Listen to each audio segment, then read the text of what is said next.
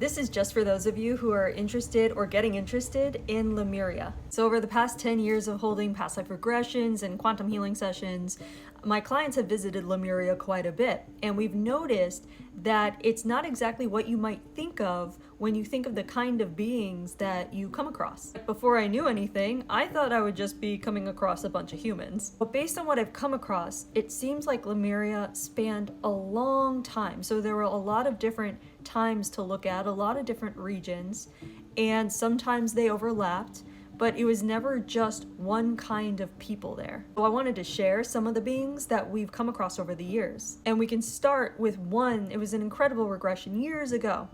And my client shows up in Lemuria in his regression as a being amongst other beings, almost like colleagues. They were working on crystalline energy and kind of like cosmic energy having to do with constellation or star power. Anyway, he was covered in hair. They all were, male and female, and they were large. And I'm not talking about just like how humans have hair. I'm talking about like layers of hair. But then in another regression, someone going back to Lemuria found herself and her community were people that, you know how we are made mostly of water? Well, imagine if you told someone that who never saw a human, how they would think the human would look. Maybe watery and kind of see-through or sheer.